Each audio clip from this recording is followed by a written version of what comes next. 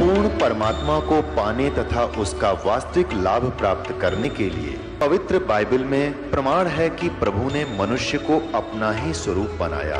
6 दिन में सृष्टि रचकर 7वें दिन विश्राम किया। कुरान शरीफ में प्रमाण है कि हजरत मोहम्मद को खुदा स्वयं कह रहे हैं कि मैंने तुम्हें उस परमात्मा की महिमा बताने के लिए भेजा है। वो परमात्मा कबीर है जिसने 6 दिन में सृष्टि रची तथा 7वें दिन तख्त पर जा विराजा। उसकी खबर किसी बाखबर से पूछ कर तो देखो। कृपया अवश्य सुनिए जगत गुरु तत्वदर्शी संत रामपाल जी महाराज के अमृत वचन। राम नाम कड़ुआ लगे ये मीठे लगे दामे, दुविधा में दोनों गए माया मिली नारा में।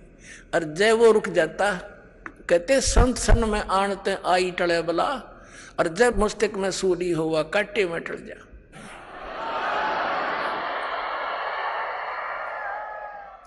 तो जब ये मन ऐसी बकवाद करे तो नो सोच ले मेरी मृत्यु हो जा आज, तो फिर इस काम ने कौन करेगा। कहते हैं हम व्यक्ति भी काम छोड़े काम होया करें। हम बच्चों को छोड़ते हैं 14 साल के लिए पढ़ने के लिए फ्री बेटा, और खर्चा करते न्यारा, और 2 रोटी के लिए। हमने बताई वही ज्ञान है, यू ज्ञान इतना दृढ़ हुआ नहीं है कि इसमें भी कुछ करना पड़ेगा। इतना शीश दे देंगे हम इसमें भी, जब ये समझ में आओगा। ये कंपलसरी है, ये तो बहुत जरूरी है, अनिवार्य है हमारे लिए, और वो मजबूरी है पेट के लिए। तो ये सोच ले कि मेरी आज मृत्यु हो जा, फिर कौन करे। तो यूं सोच कर चल पड़, 2 दिन 3 दिन जैसा तेरी इच्छा हो कि मर गया मैं, चल भाई। अब 2 दिन 3 दिन यहाँ रहोगे, सत्संग सुनोगे, सेवा करोगे, परमात्मा के पुण्य इकट्ठे होंगे, ज्ञान सुनोगे। और 3 दिन में कोई, वैसे तो भगवान की कृपा से ऐसी हानि होया नहीं करती, कभी नहीं होती। और मान लीजिए आपकी उन सामाजिक व्यवहार से सोचें तो कोई हानि छोटी मोटी होगी तो फिर ठीक कर लेंगे, जा करके उसको पूर्ति कर लेंगे। और ये परमानेंट टिकट भी तो कट सके है, फिर क्या कर लेंगे। अब सोचना, परमात्मा कहते हैं, जैसे एक प्रसंग था, कबीर ये तन जावेगा सके तो ठहर ला। जैसे पुराने समय में हमने देखा, एक कड़ी वुडन बैटन होती थी, कड़ी काठ की, और एक वुडन बीम होता था, सतीर, और उसके ऊपर मकान की छत डाली जाती थी। और कई बार एक आधी कड़ी टूटन न हो जाती, या वो सतीर वुडन बीम में क्रैक हो जाता, उसमें बैंड हो जाता, तो उसके नीचे एक सपोर्ट दे दिया करते, लकड़ी के कोई बल्ली ला देते मोटा सा, उसको बोलते ठाहर। वो ठाहर ला दी नीचे, तो निश्चिंत हो गए। फिर वो मनमाने 20 वर्ष ना खराब हुआ वो छत, और नीचे वो ठाहर ना लाते तो वो सारी छत गिर जाती, सारा मकान नष्ट हो जाता। तो वो कड़ी की ठाहर ला दी, नीचे से सपोर्ट दे दी उसको। तो परमात्मा कहते हैं ये तन तुम्हारा जावेगा जब निर्धारित समय हो गया, और तुम मेरी शरण में आ जाओगे तो इसके ठाहर लग जाएगी वह कड़ी वाली, वो तुम्हें फिर सपोर्ट मिलेगा, आपकी आयु एक्सटेंड हो जाएगी भक्ति के लिए।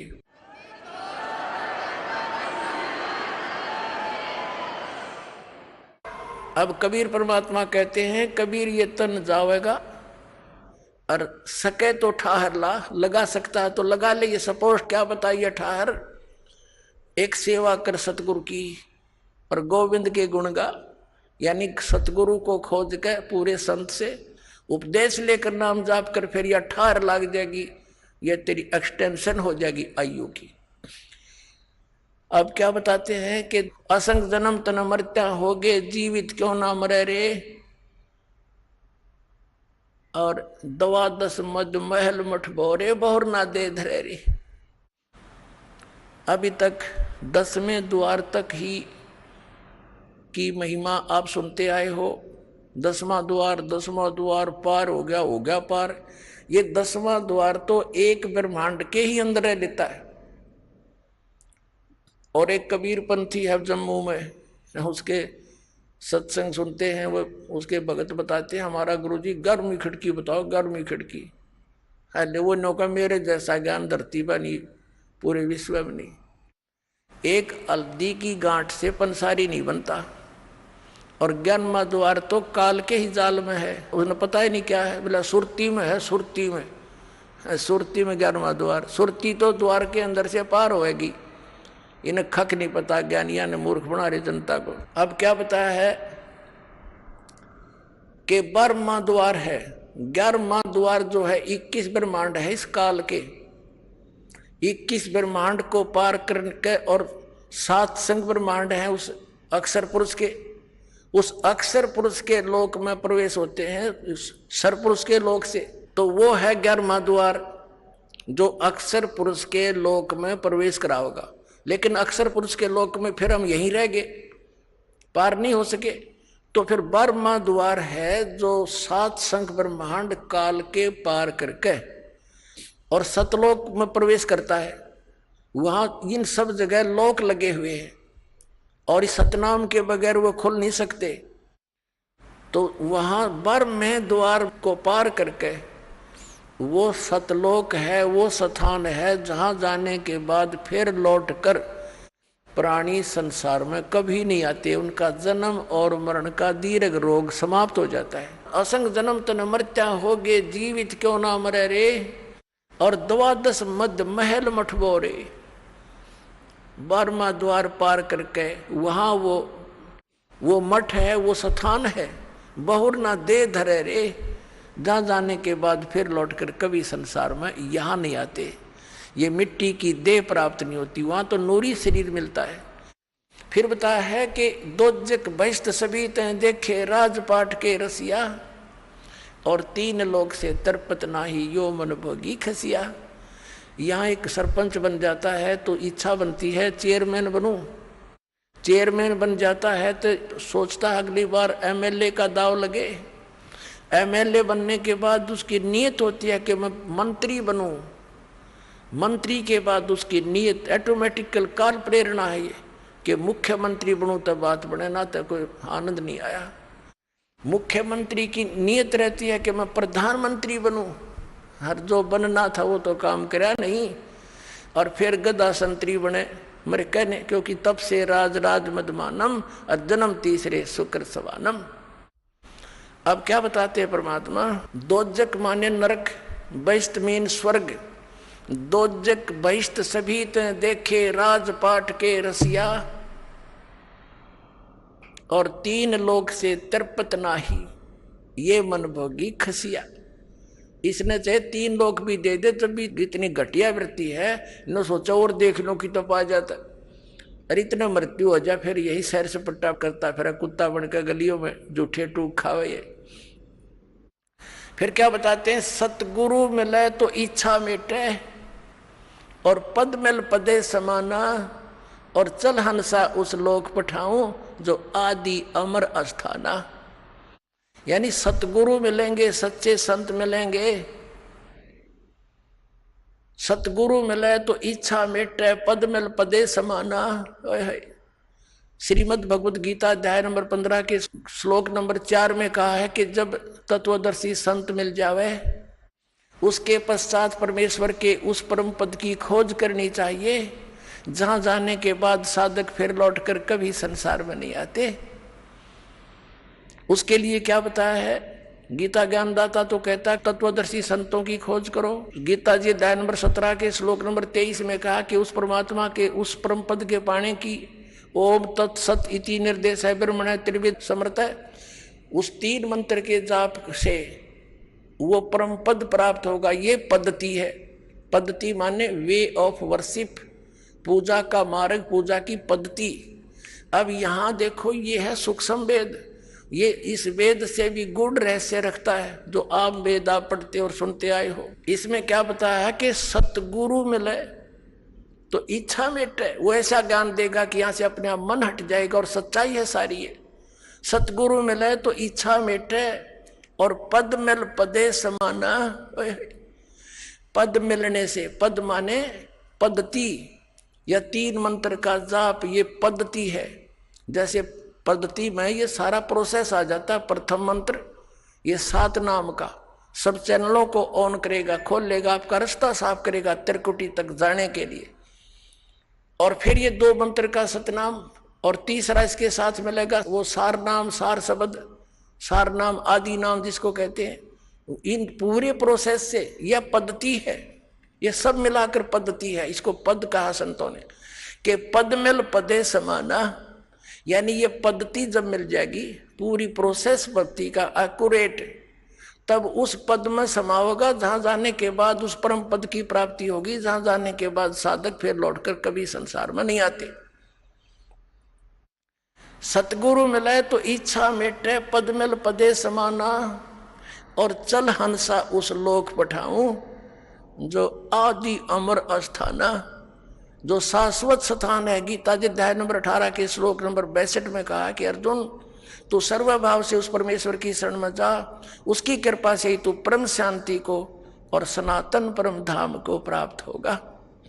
फिर क्या बताया है, वहां क्या सुख है।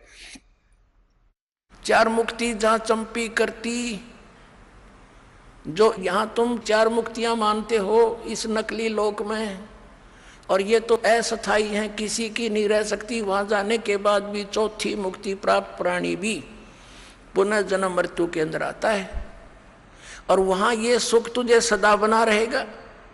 4 मुक्ति जहां चंपी करती, यानी तेरे नौकरानी बनकर खड़ी रहेंगी, तेरी सेवा महादर ये सुविधाएं पड़ी रहेंगी तेरे चरणों में वहां सदा। 4 मुक्ति जहां चंपी करती, माया होरी दासी, और दास गरीब अभय पद पर से वो मिले राम अविनाशी। 4 मुक्ति जहां चंपी करती, माया होरी दासी, और गरीबदास जी कह रहे हैं दास गरीब अभय पद पर से, वहां कोई चिंता, कोई टेंशन, कोई भय नहीं मृत्यु किसी प्रकार का भी, और वो मिले राम अविनाशी। गीता जी अध्याय नंबर 15 के श्लोक नंबर 17 में कहा है कि उत्तम पुरुष है तू अन्य परमात्मा इति उदारते, ये लोक चरम आविश्य विवर्ती। अवय ईश्वर है, वो है अविनाशी भगवान, वो परम अक्षर ब्रह्म है, वो कबीर देव है, वो कबीर परमात्मा है। और इस साधना से मिलेगा जो दास बताओगा ना, कहीं नहीं मिलेगा आपको। बोलो सतगुरुदेव।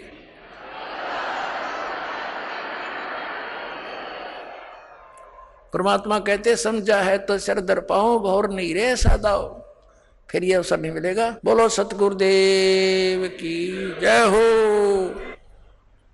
परम पिता परमात्मा पूर्ण ब्रह्म सर्व सृष्टि रचनार कबीर देव जी, कबीर परमेश्वर जी हम सभी आत्माओं के जनक हैं। ये सर्व सृष्टि रचनहार है और हम सभी प्राणी जितने भी काल के इस लोक में हम फंसे हुए हैं, ये सभी जीव उसी परमात्मा के अंश हैं। वो हम सब का मालिक है, स्वामी है। पुण्यात्माओं, सौभाग्य आपका मनुष्य जीवन ऐसे समय में है जिस समय परमात्मा ने इस यथार्थ ज्ञान के प्रचार का आदेश दे दिया, और ये मोक्ष मार्ग है। अब ये मोक्ष समय है, ये वो समय है जिसको हम मोक्ष समय कह सकते हैं।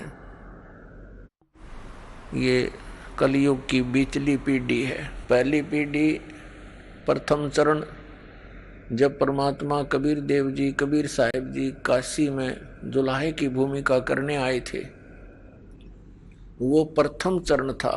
फिर परमात्मा ने कहा था कि जब बिचली पीढ़ी का समय आएगा तब तक इस मूल ज्ञान को और मूल मंत्र को, यानी सतनाम और सारनाम को सार्वजनिक नहीं करना है, गुप्त रखना है। इसका कारण आपको पहले भी बताया। इसका कारण ये था कि काल भगवान परमात्मा के ही बच्चों को, उस परमेश्वर के ही बच्चों को मिसगाइड करके अपना स्वार्थ सिद्ध कर रहा है, उनको संत पद देकर, क्योंकि वो पिछले जन्म के पुण्यकर्मी प्राणी होते हैं जो गुरु पद प्राप्त करते हैं। और ये उनकी पूर्व जन्म की भक्ति कमाई को नाश करवाता है गुरु पद पर बैठा के, और दोषी अपराधी बनवाता है परमात्मा के उन भोली आत्माओं को रास्ता गलत बतवा के। अपने आत्मा कोई व्यक्ति कहीं जा रहा हो, राहगीर यानी रास्ते में, और वो किसी व्यक्ति से पूछे अपना गंतव्य स्थान, और जिस व्यक्ति से वो पूछ रहा है वो कहता ये है कि मैं यहाँ सबक क्षेत्र का जानकार हूं, और वो दिशा गलत बताता है, और वो व्यक्ति उस पर विश्वास कर लेता है यात्री कि ये कहता मैं यहाँ का पूरा जानकार हूं, तो वो दिशा गलत जा करके अपने यथास्थान के विपरीत चला जाता है। तो फिर वो कितना दुखी होता है, उस व्यक्ति को कितना अच्छा व्यक्ति मानेगा या बुरा, ये तो अंडरस्टूड है। आज यही दशा इन नकली गुरु और पंथों, मंडलेश्वरों, आचार्यों और शंकराचार्यों, इन परम धनियों की है। हमारे सदग्रंथ कुछ बोलते हैं, ये हमें कुछ बताते हैं, तो पुण्यात्माओं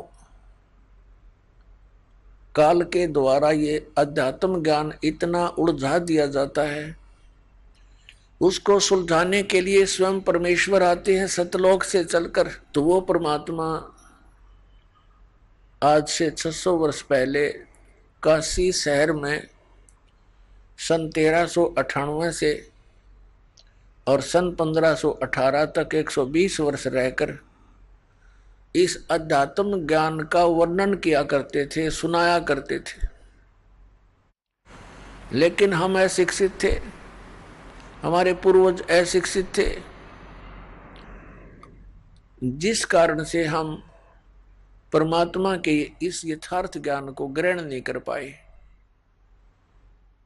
क्योंकि हमारे जो धर्म गुरु थे वो संस्कृत भाषा के विद्वान माने जाते थे, और वो चारों वेदों को कंठस्थ याद भी रखते थे, जिस कारण से उनको चतुर्वेदी कहा जाता था। जिसने 3 वेदों को कंठस्थ याद कर लिया वो त्रिवेदी कहलाता था। जो 2 वेदों को कंठस्थ याद करते थे, रखते थे, उनको दिव्यवेदी कहते थे। और उनको उन वेदों का कख नहीं पता, न पुराणों का ज्ञान हमारे धर्मगुरुओं को। तो उस समय परमात्मा ने अपना परिचय दिया था कि परमात्मा कौन है, कैसा है, वो क्या किया करता है। जो वेदों में वर्णित परमात्मा के गुण हैं उनके अनुसार परमात्मा कबीर जी ही खरे उतरते हैं, जो वेद बताते। अपने आत्माओं कबीर परमेश्वर जी ने 600 वर्ष पहले आकर के ये ज्ञान दिया था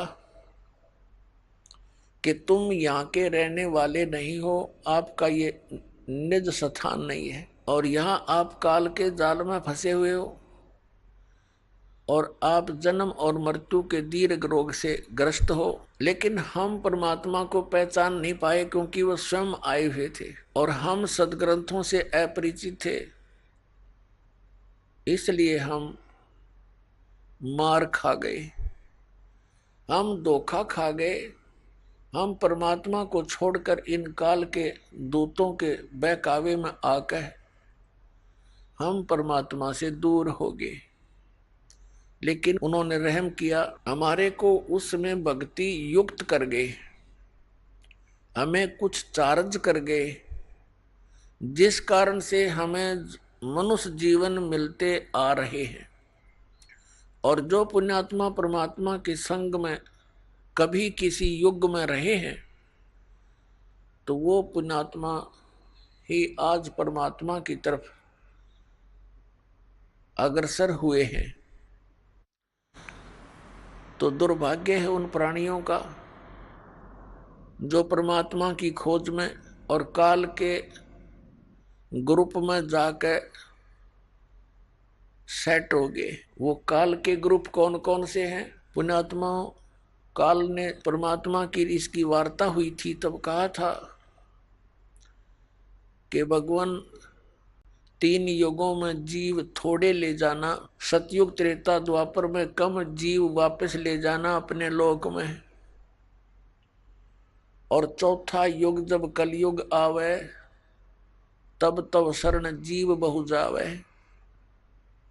ऐसा वचन हर मोय दीजे, तब तो गवन संसार ही कीजे। परमेश्वर कबीर जी अपने पुत्र जोगजीत का रूप बना करके इसके 21वें ब्रह्मांड में वार्ता की थी। इसने पहले तो झगड़ा किया भगवान से, लेकिन समर्थता के सामने इसकी पार नहीं बसाई। फिर इसने चापलूसी का सहारा दिया, चरण पकड़ दिए और कहा क्या उद्देश्य लेकर आए हो? तो परमात्मा ने इसको सारा स्पष्ट कर दिया कि मैं जाऊंगा तेरे नीचे के लोकों में, और तूने इन प्यारी आत्माओं को कितना कष्ट दे रखा है। कोई पशु बना दिया, कोई पक्षी बना दिया, कोई कुत्ता बनाया, कोई गधा बनाया, मनुष्य बनाए तो इनके साथ कितनी यातनाएं दे रहा है। मैं इन प्राणियों को जाकर बताऊंगा कि तुम जिस लोक में रह रहे हो ये काल का लोक है, तुम सतलोक के रहने वाले हो, और सतलोक में जाने की जो विधि, जो मंत्र है वो मेरे पास है, वो इनको दे दूंगा, फिर ये सतलोक आएंगे। तो फिर इसको चिंता होगी। पहले तो परमात्मा के साथ लड़ाई करनी चाहिए, लेकिन परमात्मा ने कहा, धर्मदास नाम के एक महापुरुष जो परमात्मा की उन प्यारी आत्माओं में से हैं जिनको भगवान मिले थे, उसको बता कि धर्मदास जब इसकी पार नहीं बसाई मेरे ऊपर, इसने अटैक किया, मैंने श्वास का सिमरण कर दिया, सतनाम के श्वास, वो श्वास का सिमरण कर दिया, जिस कारण से काल नीचे जा गिरा बहुत दूर पाताल में। पुण्यात्माओं, परमात्मा कबीर जी हमें सतर्क करते हैं। आप जी के ऊपर कभी कोई आपदा आवे तो सतनाम का सिमरण तुरंत शुरू कर देना, ये अभ्यास बना लेना। ना यम के दूत निकट आएंगे, ना काल निकट आ सकता, तुरंत अगर आ भी गया है तो बहुत दूर चला जाएगा, आपको कोई हानि नहीं कर पाएगा। तो उस समय परमात्मा ने यही बताया कि उसके बाद फिर जब इसने देखा कि इनके पास बहुत शक्तिशाली मंत्र है, चरण पकड़ दिए। तब कहा था कि आप किस उद्देश्य से लेकर जा रहे हो? परमात्मा ने सब बताया, जैसा दास ने भी वर्णन किया। फिर इसने कहा जी कोई बात नहीं, जैसे आपकी इच्छा वैसे कर लेना, पर मुझे कुछ आवश्यकताएं हैं वो मेरी पूरी कर देना। परमात्मा ने कहा बोलो। इसने कहा ऐसे नहीं, आप वचनबद्ध हो जाओ। तो परमेश्वर कबीर जी वचनबद्ध हो गए।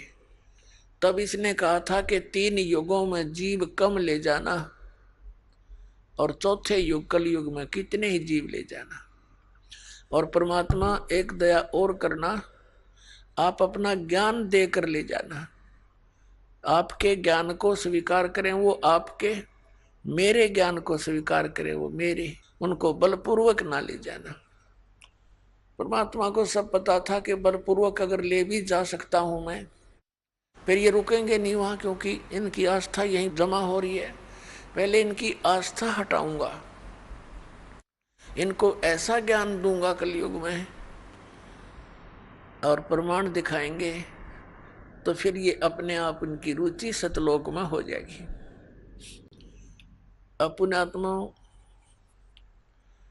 तब काल ने जब पता लगा कि अब सारे वचन मान लिए, तब कहने लगा जाओ जोग जीत संसारा, और जीव न माने कहा तुम्हारा। 12 पंथ करूं मैं साजा, नाम तुम्हारा ले करूं आवाजा, इन द्वादश पंथ नाम जो ले ही, सो हमरे मुख आन समोही। और अनेक पंथ चलाऊं, या विद जीवों को बरमाऊं। देवल मंदिर को कहते हैं, देवल तीर्थ और देव पूजाऊं, और तीर्थ व्रत और नकली जप तप मन लाऊं। इनमें उलझा दूंगा और जाओ जोग जीत संसारा, फिर जीव न माने कहा तुम्हारा। जीव तुम्हारा कहा न माने, हमारी ओर हो बाद बखाने। हमारे वकील बन जाएंगे वो काल के, जो तेरे बच्चे उनको इतना मिसगाइड करवा दूंगा अपने दूत भेज कर 12 नकली पंथ, और उसके बाद और पंथ अनेक चलाऊंगा, इस विद जीवों को भरमाऊं। तब परमात्मा ने कहा ठीक है, तू अपने सारे काम कर लिए, जितने दाव तू लगावेगा। परमात्मा ने कहा था जब कलयुग 5505 वर्ष बीत जाएगा, तब मैं अपना अंश भेजूंगा। पहले तो परमात्मा ने कहा था मैं स्वयं आऊंगा, उनकी मौज है वो आप आवें या अपना प्रतिनिधि भेज दें, एक का बात होती है। तो पुण्यात्माओं, इस काल ने कबीर पंथ के अंदर भी अनेकों नकली पंथ चलवा दिए, और किसी के पास नाम नहीं, किसी के पास वो परमात्मा वाला विधान और ज्ञान नहीं। अब जैसे ये 12 पंथों के विषय में तो आपको बहुत बार दिखाया है। एक और पंथ है कबीर पंथ के अंदर, जो अपने आप को पारखी बोलते हैं, जो अपने आप को पारखी संत कहते हैं। और वो कबीर परमेश्वर जी को अपने पंथ का यानी कि पारख पंथ का प्रमुख मानते हैं, और वो केवल परमात्मा द्वारा बोली गई वाणी, जिसको एक बीजक ग्रंथ कहते हैं, कबीर बीजक, उस वाणी को ये पारखी संत सत्य मानते हैं, और कहते हैं कबीर साहब ने जो वाणी बोली है ये सारी सच्ची है, जो बीजक में लिखी है। अब ये यथार्थ ज्ञान परमात्मा के बच्चों तक पहुंच रहा है, चैनलों के माध्यम से, सीडी के माध्यम से, पुस्तकों के माध्यम से। और ये भी प्रमाणित हो रहा है क्योंकि बुद्धिमान समाज है। आज कोई बालक नहीं, अभी तक इन पुण्यात्माओं को ये पता ही नहीं लगा था कि जिनको हम संत मान रहे हैं ये संत नहीं असंत हैं। ये तो आपसे भी नीचे स्तर के ज्ञान के व्यक्ति थे, क्योंकि इन्होंने वो भक्ति भी छुटवा दी जिससे थोड़ा बहुत लाभ मिलना था। जैसे घर घर में जोत जगाई जाती थी, जो हवन यज्ञ का काम करती थी, इन राधा स्वामी पंथ, धन धन सतगुरु पंथ वाला ने, जय गुरुदेव पंथ वाला ने वो भी बंद करवा दी। और क्या कहते हैं, हम तो अंदर ज्योति देखेंगे, अंदर देखेंगे, अंदर की ज्योत जलाएंगे। ये खाक ज्योत जलाएंगे, पांचों नाम काल के जाप करें, और गुमराह किए बैठे सतलोक जान की बात करें। है तेरा गजब भाई। अपनात्मा, इस काल ने एक नहीं कई शिकंजे कस रखे, कई फांस बांध रखी है प्राणी के। अब इस ज्ञान से, सत्संग से पुण्यात्माओं को जो परमात्मा की खोज में लगे हुए हैं, उनको ये तो विश्वास हो चुका है, लगभग हो जाएगा नहीं तो ज्ञान सुनने से, कि कबीर इज गॉड, कबीर परमात्मा है, सतपुरुष है। सारे प्रमाण दास ने दिखा दिए। अब क्या समस्या आवेगी आपके समक्ष कि भाई यदि कबीर साहब ही भगवान हैं तो फिर बिल्कुल सही है। फिर तो कबीर पंथ में जितने महापुरुष हैं जो गुरु पद पर हैं, आम जनता जनसाधारण के मन में, भोले भालों के मन में ये बात मन में आवेगी कि भी सबसे पुराना कबीर पंथ में कौन सा स्थान है, हमारे किया और बीमारी है। हम सबसे पुराने को महत्वपूर्ण मानते हैं। तो पुण्यात्माओं, अब भोली आत्मा उन कबीर पंथ के उन नकली संतों के जाकर फंसना जा, इसलिए अब थोड़ा सा ये सतर्क और करना पड़ेगा। एक हमारा सेवक बना सन 1998 में, और उसको ज्ञान हो गया कि कबीर साहब परमात्मा है दास के प्रमाणों से। तो उसके अंदर काल ने के प्रेरणा भर दी, अब कबीर साहब तो भगवान है ही, ये तो अंडरस्टूड हो गया। बुद्धिमान बच्चा था, लेकिन ये चतुरता है इस मार्ग में हानिकारक भी होती है। तो उसके मन में क्या दोष आया जो दास ने अभी बताया। उसने सोचा जब कबीर साहब ही भगवान हैं, और इस दास के बारे में सोचा ये तो अभी सन 1994 से नाम देने लगे हैं, और ये तो बहुत नए से हैं, और कहीं ऐसा ना हो उन पुराने आश्रमों में उनके पास तो बहुत ही यथार्थ ज्ञान मिलेगा जो उसने धारणा बना रखी थी, परिचित नहीं होने दिया। और कहा जी ऐसे ऐसे हमारी इच्छा है कि कबीर बट देख कर आवें, बांधवगढ़ का वो स्थान देखें जहां धर्मदास जी हुए हैं। मैंने कहा चलो भाई देख आते हैं। संगत थोड़ी थी, थोड़े ही भक्त बने थे सन 1998 में। फिर 99 की बात है, सन 2000 में फिर हम कहाँ गए, कबीर बट है एक, ये गुजरात स्टेट में भरूच एक शहर है। भरूच शहर से 12 किलोमीटर की दूरी पर एक मंगलेश्वर गांव है। मंगलेश्वर गांव के पास एक शुक्ल तीर्थ नाम का पहले एक गांव था, और उसमें जीवा दत्ता नाम के 2 ब्राह्मण भाई रहते थे, और वो परमात्मा के शिष्य हुए थे। उन्होंने ज्ञान सुना कि अभी पूर्ण गुरु के बिना मोक्ष नहीं हो सकता। दोनों भाइयों ने विचार विमर्श किया कि भी हम जिस भी संत के विचार सुनते हैं हमने तो वो पूरा दिखाई देता है, अब हम कैसे निर्णय करें कि कौन सा पूरा है और कौन सा अधूरा है। तो उन्होंने अपनी ही सोच के आधार से एक फैसला कर लिया, निर्णय कर लिया कि हम अपने आंगन में एक सूखे वट वृक्ष की टहनी गाड़ेंगे, जैसे पौधा लगाते हैं, यानी नीचे गड्ढा बनाकर, और इन महापुरुषों के चरणामृत ला करके चरण धो के और इस टहनी में डालेंगे, और यदि ये हरी होगी तो हम मान लेंगे पूर्ण गुरु है। इस दृष्टिकोण से उन्होंने जहां भी जिस संत का नाम सुना वहीं पहुंच गए, और उनसे प्रार्थना की दासों को चरणामृत दीजिए। अब संत इस बात से नकारा नहीं करते कि ले बेटा ले लो, उनके चरण धोएं और डाल के पात्र में घर ले आवें, आते उसमें डालते हैं। 2 दिन बाट देखें, 2-3 दिन कुछ नहीं होता, हफ्ते 10 दिन, फिर दूसरे के पास जाएं, तीसरे के पास जाएं, सब जगह जा लिए जिनका बोलबाला था। ये उनको ज्ञान हो गया था कि मनुष्य जीवन परमात्मा प्राप्ति के लिए ही प्राप्त हुआ है, और यदि मनुष्य जीवन प्राप्त करके भगवान मिले नहीं तो व्यर्थ है, और पूरे गुरु बिना भगवान नहीं मिले। सब संत कहते हैं, ऋषि और मंडलेश्वर कहते हैं। तो उन्होंने ये डिसीजन कर लिया कि हे परमात्मा,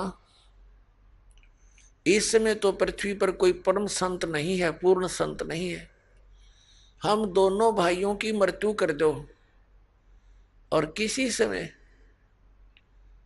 इस पृथ्वी पर संत आया हो पूर्ण, उस समय हमारी शेष आयु मनुष्य की दे देना दाता।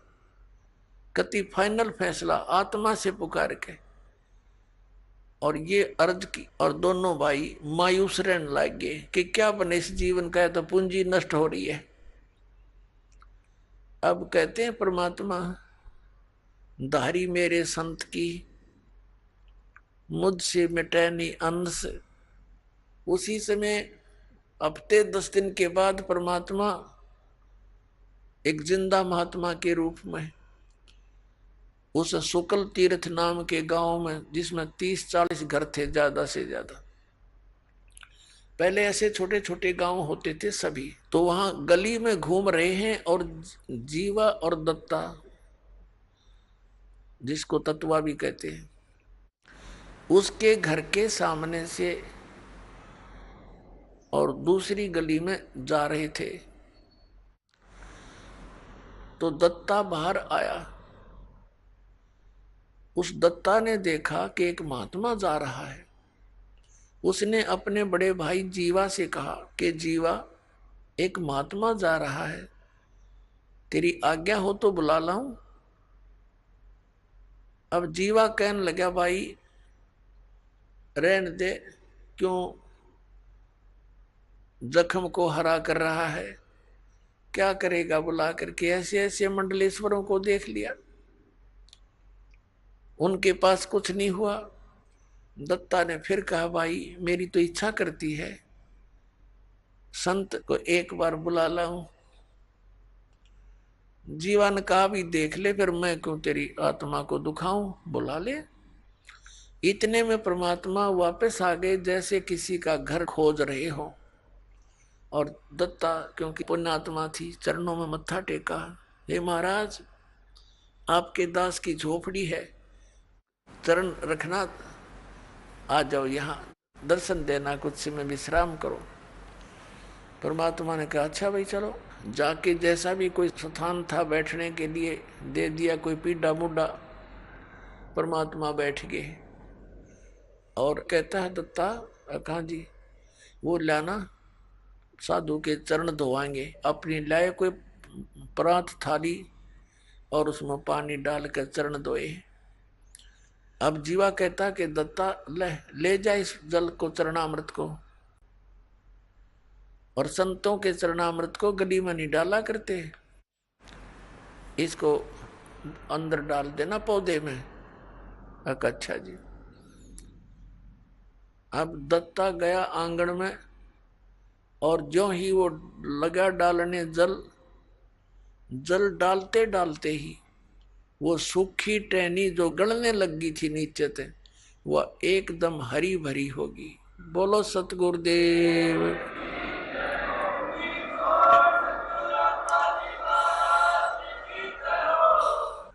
अब दत्ता ने कहा, जीवा आइए एक बार जल्दी आना।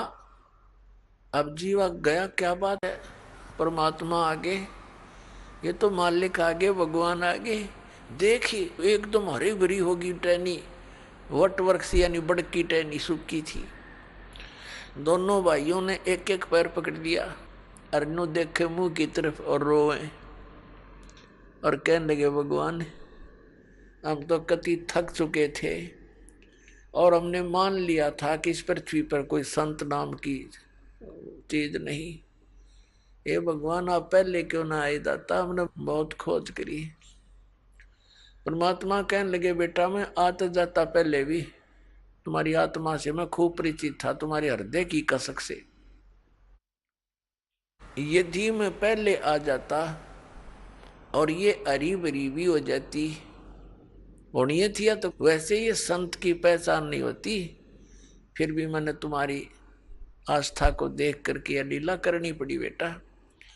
यदि मैं पहले आ जाता और ये हरी भरी हो जाती, तुम उपदेश ले लेते, ठीक है, फिर तुम्हारे मन में यह धारणा और आती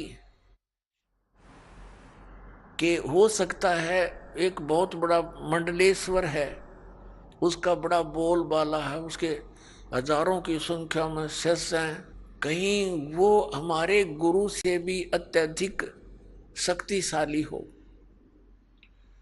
तो तुम बेटा फिर धक्के फिर भी खाते।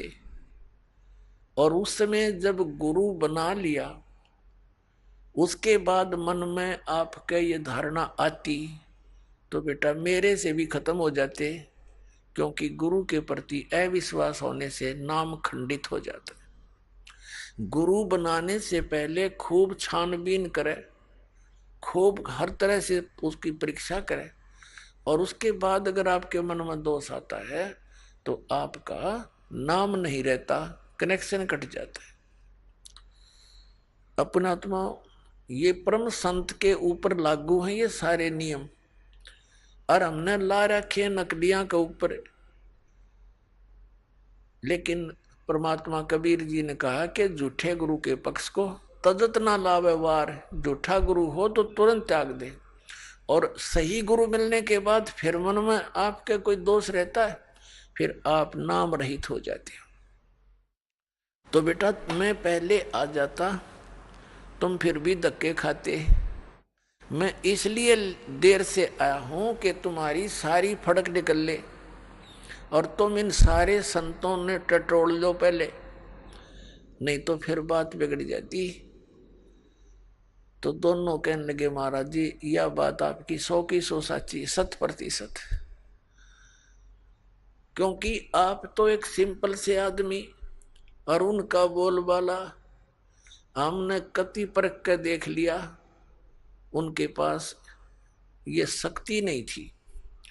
फिर परमात्मा ने कहा बेटा केवल यही एक उदाहरण नहीं होना चाहिए, एक संत की पहचान इस सब एक पॉइंट से नहीं होती। संत की पहचान उसके ज्ञान से होती है। अब सुनो मैं तुम्हें ज्ञान सुनाता। परमात्मा ने उनको कई दिन तक अपने द्वारा रची हुई सृष्टि का ज्ञान दिया। तो कहने का भाव ये है कि जो सूखी टहनी लगाई थी कबीर परमेश्वर जी के चरणामृत से वह हरी भरी होगी थी, उस टहनी ने एक बहुत बड़े वट वृक्ष का रूप धारण कर लिया। अब वो पूरा मंगलेश्वर गांव भी वहां से खत्म हो गया, इधर उधर जाकर बस गए, क्योंकि वो एक टापू सा है, और उस टापू को नर्मदा नदी ने अपना चारों तरफ से घेर रखा है। वहां नर्मदा नदी, नर्मदा दरिया दो भागों में बंटकर आगे जाकर फिर एक होकर समुद्र में गिर जाती है। तो वहां टापू बना रखा था, वो टापू था वो मंगलेश्वर गांव। तो अब वहां कोई नहीं रहा, वहां जब टापू में वो बदल गया तो बाहर आके रहने लगे, वहां अकेला वो वट वृक्ष रह गया। उस वट वृक्ष के विषय में बताया है कि लगभग 900 एकड़ में का घूम गया, फैल गया। लगभग 600 वर्ष पुराना वो वट वृक्ष आज भी विद्यमान है, जीर्ण शीर्ण हो रहा है। वो लगभग 1.5-2-3 एकड़ में अब भी है, और वहां कबीर पंथ का एक महंत पद से ये परंपरागत वहां एक आश्रम है उस वट वृक्ष के नीचे ही। और वो केवल महंत पदवी इसलिए रखी गई थी कि ये यादगारें, जो अद्भुत लीलाएं घटनाएं घटी हुई हैं, ये सुरक्षित रहें इस पिछली पीढ़ी तक के कबीर परमात्मा के द्वारा की गई लीलाएं आज भी उनके अवशेष बकाया है। तो पुण्यात्मा उस वट वृक्ष को देखने के लिए हम गए बांधवगढ़। बांधवगढ़ के अंदर कुछ नहीं पाया। वहां उनका धर्मदास जी का लड़का था नारायण दास, वो परमात्मा की शरण में नहीं आया था। फिर परमेश्वर कबीर जी ने आदरणीय धर्मदास साहिब जी को अपनी कृपा से 60 साल की उम्र हो चुकी थी उनकी, धर्मदास जी की, तब एक संतान, एक पुत्र दिया था। उस पुत्र से उसका वंश चला था, और उस पुत्र के साथ बड़ा बेटा हमेशा विरोध रखता था, उसके साथ जो है ना झगड़ा रखता था। उसने वहां से छोड़ दिया था बांधवगढ़, दूसरे छोटे लड़के ने कहीं और चला गया था, कुदरमाल वगैरह नाम बताया, एमपी में। तो बांधवगढ़ में वो हमारे साथ था, वो हमारा सेवक। उसने बाद में बताई दास को फिर ये बातें। तो उसने जाकर के बांधवगढ़ में जो महात्मा से दिखे थे उनसे बात करी, अलग से चर्चा की, ज्ञान गुण की बातचीत की। फिर हम वहां से चल पड़े वट वृक्ष देखने। हम वट वृक्ष पर पहुंचे तो वहां एक महंत था, अच्छी गद्दी लगा रखी, एक झूला के ऊपर बैठा वो, और एक दो उसका सेवक उसको झुला रहा था। तो उससे उसने एकांत में बात करी, हम कहीं इधर उधर अपने बैठे थे। उससे पूछा, जी सार नाम क्या है, सतनाम क्या है? वो कहने लगा, मुझे तो मालूम नहीं, मेरे मामा जी रहा करता यहाँ पर महंत, उसकी मृत्यु होगी, मेरी तो लकड़ी की दुकान थी, मुझे यहाँ बैठा दिया, मुझे नहीं मालूम यहाँ क्या है। हाँ, इतना अवश्य है कि ये वट वृक्ष के विषय में जानता था, बाकी सार नाम के बारे में मुझे नहीं मालूम। ऐसे हुआ बांधवगढ़ में उन संतों से पूछा, उनने भी यही जवाब दिया, कोई कुछ बतावे कोई कुछ बतावे, ये मंत्र है ये मंत्र है। फिर हम पहुंच गए और कई स्थानों पर गए, बड़े बड़े जो कबीर पंथ के थे, तो सब जगह घूम कर हम वापस आ गए। वहां चल बच्चे देख लेंगे, परमात्मा के स्थान है, अच्छी बात है। फिर आकर के उसने बताया, कहने लगा, जी ये यात्रा मेरे लिए वरदान सिद्ध होगी। मैं कहा, भाई ऐसी क्या बात है, बताइए। कि मैं इतना नालायक और नीच व्यक्ति हूं। उसने अपनी सारी गलती मान ली कि मैंने ये सोचा था कि कबीर तो परमात्मा है ही है, कबीर जी तो इसमें कोई सकरा है को नहीं, सारे प्रमाण आपने दिखाई दिए।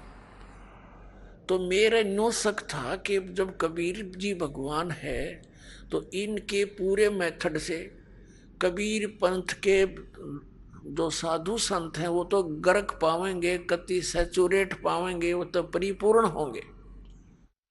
मैं बोला, फिर भाई क्या देखा? मैं बोला, बेटा अगर वो परिपूर्ण होते तो दास ने डले ढोंड की क्या जरूरत थी? क्या जरूरत थी संघर्ष करने की?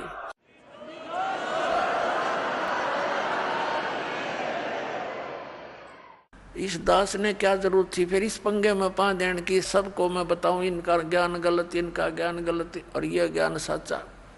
और सभी बोली आत्मा भी नो सोचे, रामपाल निंदा करता है, निंदक को और सच्ची बताऊं। तो उसने फिर बताया, जी मैं ऐसे ऐसे किसी से पूछा, भी महाराज जी सार नाम क्या है? उसने क्या बताया कि हाथ पर आटा ले लो। एक कबीरपंथी पुराने आश्रम का 60-70 साल का बूढ़ा, और नो कह हाथ में आटा ले लो और श्वास के निकट कर लो, और श्वास से उस आटे में कोई डिस्टर्बेंस ना होनी चाहिए, बस ये समझ लो सार शब्द है। वो कहने लगा, अब मेरा तीसरा पेटा भर गया, ऐसी दृढ़ता आई, हे भगवान ये तो कति नरे खाकी बैठे हैं, किसी के पास भी कुछ को नहीं। और फिर उसने बताई, जी मेरे मन में इतना नालायक हो, मेरे मन में ये दोष आ गया था। माँ भाई कोई बात नहीं, ये तो आवेगा और इसका समाधान भी भगवान करेंगे, जिन पुण्यात्माओं पर रहम करेंगे। वो दिन है आज।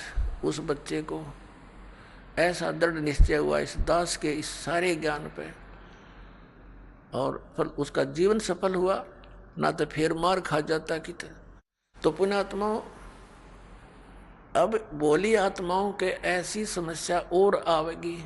आइए अब हम उन श्रद्धालुओं के अनुभव जानते हैं जो जगत गुरु तत्वदर्शी संत रामपाल जी महाराज जी से दीक्षा प्राप्त कर चुके हैं तथा उनके द्वारा बताए गए भक्ति मार्ग पर चल रहे हैं। नमस्कार सर। नमस्कार सर। सर क्या नाम है आपका? जी मेरा नाम आकाश चौधरी है। सर आप कहाँ के रहने वाले हैं? मैं स्टेट पंजाब डिस्ट्रिक्ट लुधियाना से हूँ सर। सर संत रामपाल जी महाराज की शरण में आने से पहले आप क्या भक्ति साधना करते थे? जी मैं संत रामपाल जी महाराज जी की शरण में आने से पहले शास्त्र विधि को त्याग कर मनमानी पूजा करता था, जैसे मंदिरों में जाना, तीर्थों पे जाना, मूर्ति पूजा, गुरुद्वारे चले जाना, या और भी अन्य जैसे पीर पैगम्बरों के धार्मिक स्थल हैं वहाँ पे जाके ये भक्ति साधना किया करता था सर। सर आपने इतनी भक्ति साधनाएं की, इनसे आपको क्या क्या लाभ प्राप्त हुए? सर भक्ति साधना से लाभ की बात करें सर, लाभ तो कुछ नहीं हुआ, उल्टा हानियाँ हुई। जैसे कि हम जैसे मन में इच्छा होती थी कि हर एक इंसान के मन में इच्छा होती है कि इंसान का परिवार, माता पिता, हमारे भाई बहन सब सुरक्षित रहे, बट ऐसा कुछ नहीं था। भक्ति करते हुए भी जो बीमारी आना है हम पे वो आ जाती थी, जो हानियाँ होनी होती थी वो हो जाती थी, तो विशेष लाभ तो कुछ नहीं मिलता था सर। सर, आपने बताया कि आपको पहले की साधनाओं से कोई लाभ नहीं हुआ, तो फिर सर आप संत रामपाल जी महाराज की शरण में कैसे आए? जो सर संत रामपाल जी महाराज जी की शरण में ऐसे आए कि जो हम भक्ति साधना कर रहे थे उनके करते साधना करते हुए मेरे फादर साहब एक दिन बीमार हुए। तो दिन भर नॉर्मल से रहे, चल फिर नहीं पा रहे थे, टॉयलेट जाते थे, टॉयलेट भी नहीं हुआ। तो हम सोच कर हैरान हो गए कि ये अचानक ऐसा क्या हुआ पापा को। तो रात को हुआ कुछ पापा को सफोकेशन सी होने लगी। तो हम एक नॉर्मल डॉक्टर क्लिनिक है वहाँ पे हमारे, वहाँ पे गए हम पापा को लेकर, पापा को दिखाया। उन्होंने एक टैबलेट दी, कहा कि भाई खाना खाने से पहले ये आप पापा को देना। तो जैसे हमने घर आए पापा को टैबलेट दी तो उसके जस्ट आफ्टर 10 मिनट एक वॉमिट हुई उनको, जिससे ब्लड निकला। तो हम हैरान हो गए कि आज तक कोई नशा पत्ता नहीं किया पापा ने, तो ये क्या है। तो फिर हम दोबारा उस डॉक्टर के पास गए, उन्होंने रेफ़र किया कि आप यूएसपी जैन हॉस्पिटल है वहाँ जाइए आप। वहाँ गए तो उन्होंने एक स्कैन किया, स्कैन से उन्होंने बताया कि इनको हार्ट में इन्फेक्शन है, आप कैंसर हॉस्पिटल ले जाएं। तो हम वहाँ से हम कैंसर हॉस्पिटल गए, उसी रात कैंसर हॉस्पिटल गए। तो उन्होंने रीचेक किया, स्कैन किया, एक्सरे किया, तो उन्होंने भी बताया कि इनको जो है हार्ट में इन्फेक्शन है, आप इनको डीएमसी ले जाएं। तो लुधियाना में एक डीएमसी जो है बड़ा हॉस्पिटल है और सबसे महंगा हॉस्पिटल है, और हम एक छोटे परिवार से थे, इतना पैसा भी हायर नहीं कर सकते थे, अफोर्ड कर सकते थे कि पापा का इलाज करें। फिर भी कैसे करके हम उसी रात पापा को वहाँ लेके गए डीएमसी, उन्होंने एडमिट किया। तो 3-4 दिन हुए थे। तो जैसे कि मैं गुरुद्वारे जाया करता था, तो मैटर लिखा रखा था मैंने मोटरसाइकिल पे वाहेगुरु। तो जिस कंपनी में काम करता था वहाँ एक संत रामपाल जी महाराज जी के भक्त हैं, उनका नाम अनुराग दास है। उन्होंने वो वाहेगुरु देखा तो वो उन्होंने मुझे समझाया कि ये वाहेगुरु क्या है। मैं कहा ये परमात्मा का जाप है, इससे परमात्मा की प्राप्ति होती है। तो उन्होंने कहा कि नहीं, ये परमात्मा का जाप नहीं, परमात्मा का जाप है जो सच्चा नाम है। जो गुरु नानक देव जी को वही नदी पे जो 3 दिन सचखंड रह के आए, जिंदा आत्मा के रूप में कबीर परमात्मा वही नदी पर उनको मिले और 3 दिन सचखंड रह कर आए। जो वहाँ पे उन्होंने परमात्मा का स्वरूप देखा, तो उस स्वरूप को देखकर उन्होंने वाहेगुरु का उच्चारण किया। तो ये वाहेगुरु वहाँ का उच्चारण है। और वहाँ पर उन्होंने कबीर साहब ने कहा था कि मैं काशी में आया हुआ हूँ और सतनाम तुम्हें वहाँ पर मिलूँगा, और वो सतनाम जो है 2 अक्षर का है। तो भगत जी ने बताया कि उस 2 अक्षर के बिना हमारी मुक्ति नहीं हो सकती। तो मन में एक झटका सा लगा कि भाई ये कैसे हो सकता है, आज तक तो हमें ये ज्ञान किसी ने बताया नहीं, अचानक उन्होंने बताया। तो मैंने उनसे पूछा कि ये प्रमाण कहाँ है। तो उन्होंने कहा था कि आप एक नेट पे भाई बाले वाली जन्म साखी सर्च मारो, वहाँ पे प्रमाण मिलेगा। तो मैं गूगल पे गया, सर्च मारा मैंने भाई बाले वाली जन्म साखी। तो जन्म साखी मैंने सर्च मारा तो वहाँ पे ना संत रामपाल जी महाराज जी की फ़ोटो आई। तो जब मैंने संत रामपाल जी महाराज जी की फ़ोटो देखी, तो जैसे कि मैं सत्संग सुनता था, तो मैंने पहले भी सत्संग इनके सुने थे, बट कुछ समझ नहीं आता था क्योंकि सिंपल वे था सत्संग, ज्ञान समझाते थे। तो ऐसा लगता था कि गुरुजी आपस में बोल रहे हैं, क्या समझा रहे हैं, कुछ समझ नहीं आता था। तो फिर मैंने उनको फ़ोन किया, भाई कि आपके गुरुजी संत रामपाल जी महाराज जी हैं। उन्होंने कहा कि हाँ जी संत रामपाल जी महाराज। मैं कहा इनका तो सत्संग आता है। तो कहा कि हाँ जी आता है। तो फिर मैंने इग्नोर कर दिया। मैं कहा भगत जी आपके गुरु आपकी जगह है और मैं गुरुद्वारे जाता हूँ, फाइनल है, मैं नहीं इनको मान सकता कि कबीर परमात्मा है। तो उन्होंने कहा कि सत्संग सुनो। तो एक अचानक मन में प्रेरणा हुई, फिर मैंने सत्संग सुना। मैं कहा चलो सुन के देखते हैं। सत्संग सुना तो फिर मैंने अरदास लगाई परमात्मा के आगे। एक इंटरव्यू सुना भगत जी का, उन्होंने बताया था कि उस भगत जी की, उन्होंने भी भगत जी ने प्रार्थना लगाई गुरु जी के आगे, जो भी उनकी समस्या थी वो प्रार्थना लगाते ही वो सॉल्व हुई। तो मैंने सोचा कि अगर इनकी समस्या सॉल्व हो सकती है तो मेरी भी हो सकती है। मैंने फिर गुरु जी के आगे अरदास लगाया कि वाकई आप कबीर परमात्मा हो, पृथ्वी पे आए हुए हो, मेरे पापा को ठीक करिए, मैं आपकी शरण में आऊँगा। तो फिर मैंने ये प्रार्थना लगाकर मैंने भगत जी को फ़ोन किया, अनुराग भगत जी को। उन्होंने कहा कि भाई शनिवार को हमारा सत्संग है, आप चलिएगा हमारे साथ। मैं कहा ठीक है मैं चलूँगा। तो जैसे ही शनिवार को मैंने सत्संग के लिए ट्रेन पकड़ा भगत जी के, 5 बजे ट्रेन आती है लुधियाना हिसार पैसेंजर चलती है यहाँ से। 5 बजे जैसे ही मैंने ट्रेन में बैठा, मुझे फ़ोन आया मम्मी का कि ऐसी सी बात है, पापा को डिस्चार्ज कर दिया गया है हॉस्पिटल से, आप कहाँ हो। तो मैं कहा मैं तो गुरु जी की शरण में जा रहा हूँ, सत्संग सुनने जा रहा हूँ संत रामपाल जी महाराज जी का। तो कहा कि आप कैसे हो, आप पापा को डिस्चार्ज किया गया और आप फिर इधर जा रहे हो, तो कैसे होगा, कौन लेके जाएगा। मैं कहा परमात्मा ही आप उनको घर पहुँचाएँगे, मैं तो जा रहा हूँ, मुक्ति डिस्चार्ज कराने वाले भी परमात्मा ही हैं। तो फिर हम बरवाला पहुँचे और संत रामपाल जी महाराज जी से नाम दीक्षा ली। सर, आपने संत रामपाल जी महाराज से नाम दीक्षा ली, तो क्या उससे आपको कोई लाभ प्राप्त हुए? सर लाभ ऐसे था कि हमारा एक मकान था पुनीत नगर में, वो एग्रीमेंट का मकान था। तो एग्रीमेंट का तो सरकार की जगह होती है, वो उसका कोई पता नहीं होता कि सरकार कब गिरा दे। तो हमने वो मकान बेचने पे सेल करने के लिए लाया। सेल पे जब उसको लगाया तो वो मकान जल्दी बिक नहीं रहा था। तो हमने गुरुजी के आगे प्रार्थना लगाई, तो परमात्मा ने कहा कि दया करेंगे परमात्मा। तो वो परमात्मा की दया से वो मकान भी बिक गया। और एक रजिस्ट्री वाला प्लॉट था 50 गज का, जितने में वो बिका उतने में ही हमें वो रजिस्ट्री वाला प्लॉट मिला 50 गज का बना बनाया मकान। एक ये लाभ हुआ। बाकी लाभ जो भी होता है, मन में इच्छा होती है परमात्मा जी कि कुछ भी चाहिए होता है, मन में मनोकामना होती है, तो वो परमात्मा पूरी कर देते हैं। सर हमें जो मेरे फादर साहब पे जो वो बीमारी की समस्या आई थी, वो एक हमारे लिए एक परिवार, पूरे परिवार के लिए एक ऐसा पॉइंट, ऐसी सिचुएशन थी कि ऐसा लगा था कि भाई हमारा पूरा परिवार ख़त्म है, क्योंकि हमारे पास पैसे भी उतने नहीं थे जिससे हम उतना इलाज कर सकें। क्योंकि डीएमसी बहुत एक 1 वीक रहे पापा, करीब हमारा 80,000 का करीब खर्चा हो गया था, और हमारे पास इतने पैसे भी नहीं थे कि हम आगे अफोर्ड कर सके पापा को। तो हमने डॉक्टर को भी कह रहे थे कि 3-4 दिन हुए थे, डॉक्टर को भी कहा कि भाई प्लीज़ हमारे पापा को यहाँ से डिस्चार्ज करो, हमारे पास इतने पैसे नहीं है। तो डॉक्टर ने मना कर दिया कि भाई अभी नहीं, जब तक बिल्कुल तरह से स्वस्थ नहीं हो जाते तब तक नहीं करेंगे।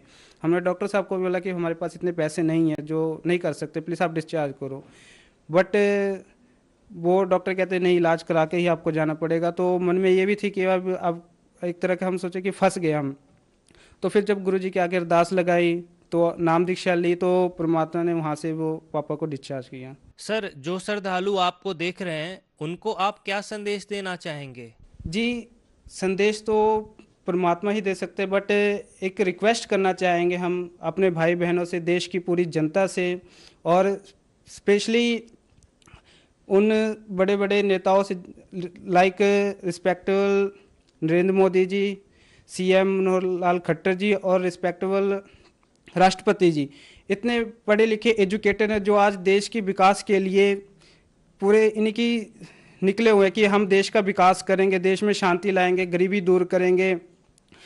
तो उन सबको ये मैसेज देना चाहूँगा कि प्लीज़ एक रिक्वेस्ट है आप सबसे कि देश में शांति जो आ सकती है, सिर्फ संत रामपाल जी महाराज जी के ज्ञान से ही पूरे विश्व में शांति आ सकती है। जैसे कि गीता अध्याय 18 के श्लोक 62 में बताया गया कि अर्जुन, पूर्ण शांति के लिए तू उस परमेश्वर की शरण में जा जिसकी कृपा से तू परम शांति और शाश्वत स्थान को प्राप्त करेगा। तो परम शांति जो है, जब हम शास्त्र अनुकूल भक्ति करेंगे तभी पूरे विश्व में आ सकती है, और वो शास्त्र अनुकूल भक्ति सिर्फ संत रामपाल जी महाराज जी के पास है। तो पूरे विश्व से, अपने भाइयों बहनों से, जो मेरे पेरेंट्स हैं, जितने भी रिलेटिव हैं, फ्रेंड हैं, या पूरे विश्व की जितनी भी जनता, उन सबसे रिक्वेस्ट करूंगा कि प्लीज़ आज पृथ्वी पर सतगुरु संत रामपाल जी महाराज पूर्ण संत और पूर्ण परमात्मा कबीर साहब के रूप में आए हुए हैं, उनसे नाम दीक्षा लीजिए। और मनुष्य का जो मेन उद्देश्य है, हमारा जो एक मनुष्य की जो मनुष्य लाइफ की वैल्यू है, वो 84 लाख योनियाँ भुगत कर हमें मिलती है, और इतने कष्ट भोगने के बाद हमें एक मनुष्य जन्म मिला है, और इसको भी सत भक्ति के बिना ऐसे ही गुजार देंगे तो मनुष्य जीवन व्यर्थ है। तो यही प्रार्थना करूंगा कि प्लीज़ आप संत रामपाल जी महाराज जी का एक बार सत्संग सुने, ज्ञान को समझे, परमात्मा को पहचाने, और जो वेदों में सत भक्ति बताई गई है उनके अनुसार भक्ति कर कर अपना जन्म मरण का रोग कटाएं। सर, जो श्रद्धालु संत रामपाल जी महाराज से नाम दीक्षा लेना चाहते हैं, वह नाम दीक्षा कैसे ले सकते हैं? जैसे टीवी पर एवरीडे चैनलों पे संत रामपाल जी महाराज जी का सत्संग आता है, उन सत्संग को सुने, ज्ञान को समझे, और नीचे सत्संग के नीचे चैनल पे एक पीली सी पट्टी होती है, उन पे नंबर लिखे होते हैं। तो अगर आप नाम दीक्षा लेने के इच्छुक हैं तो उन नंबर पे कांटेक्ट करें, और वो आपको गाइड करेंगे कि कहाँ से आप जिस भी स्टेट के होंगे वहाँ आपको उसी स्टेट में आपको नाम मिल जाएगा। धन्यवाद सर। जी धन्यवाद, थैंक यू सर।